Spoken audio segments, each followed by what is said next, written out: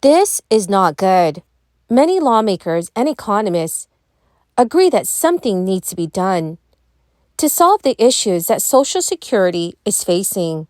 There are currently a few solutions on the negotiating table that could fix things. However, experts are warning that these plans may have a negative impact on select households. Dear friends, I'll be going over these details, so please make sure that you watch until the end of this video. Also, in a video later today, I will be announcing several winners for the Walmart gift card giveaway. If you would like to enter these weekly giveaway, friends, all you need to do is click and like several of my videos, and then comment below the keyword of each video that you watch. The more videos that you comment on, friends, the greater your chances of winning these giveaways. The gentleman reserves. The gentleman from Texas is recognized. I would like to yield such time as the gentleman shall consume to my friend from Kentucky. The gentleman from Kentucky is recognized. Thank the gentleman from Texas. Look, there's something in this bill called tax credits, but they're also called refundable. So what is a refundable tax credit? It's welfare by a different name. We are going to give cash payments, checks, to people who don't even pay taxes. The hardworking constituents that I represent in Kentucky are tired of getting up at 6 a.m., driving an hour or two to work, working their hind ends off to watch their neighbors collect these checks, of which there will be more of after this bill.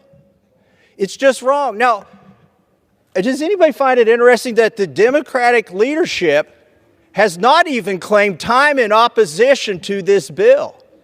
Why is that?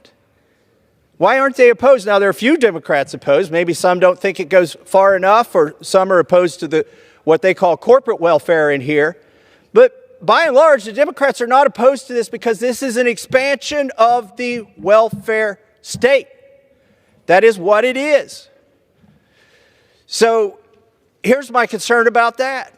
You know, is it mean to give away money? No, it's not mean. Oh, we could consider it compassionate until you think about the implications. Now, this tax bill, they say it's paid for. What does that mean? What does it mean when it's paid for? There's some gimmicks in here that are not going to reduce the debt. This is actually going to cost. Now, by Washington, D.C. math, it's paid for. But when you look at the debt, when you look at the national debt, it will go up as a result of this bill. Everybody in here knows it. We know these are gimmicks when you call it a pay for. This bill will increase our debt. What's that going to do?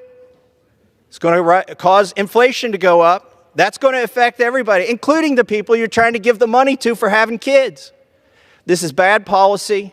I'm opposed to it, and I urge a no vote, and I yield back to the gentleman from Texas. According to Yahoo News, during its first 75 years or so, the Social Security system worked well enough by using payroll taxes to fund retirement benefits. That changed when baby boomers began retiring in the early 2010s. Not only were they no longer contributing to the Social Security through their payroll taxes, they also started collecting their benefits, which put the program badly out of balance. The main challenge is figuring out what to do when Social Security's Old Age and Survivors Insurance Trust Fund runs out of money. That's expected to happen around 2033. And when it does, the program will be solely funded by payroll taxes, which currently covers only 77% of benefits. Making up that 23% shortfall is priority number one for lawmakers and policy advisors.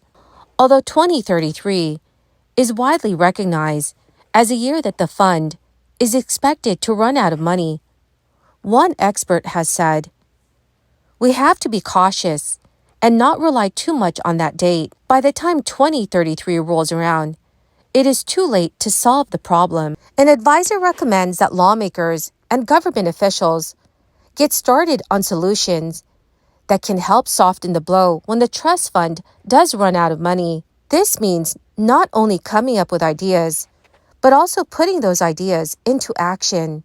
Everyone knows how much a shortfall will be in 2033, which is 23% of the current funds that pay Social Security benefits.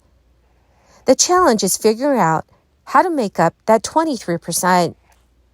The obvious solution is to cut benefits by about 25% across the board. Another option is to raise payroll taxes to bring in more revenue.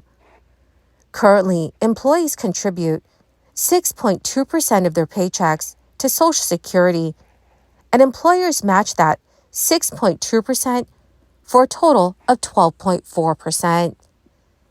The likely scenario is that there would have to be a combination of cuts, steeper payroll taxes, and a higher full retirement age, which is currently 67 years old for most Americans who are still working.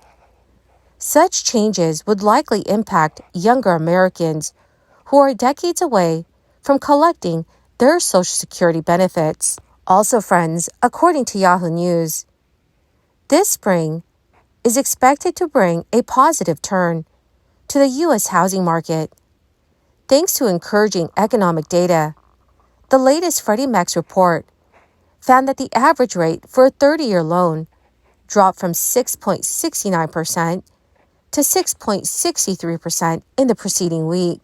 This marks the second decline in mortgage rates in 2024, and experts anticipate further decreases as inflation moderates.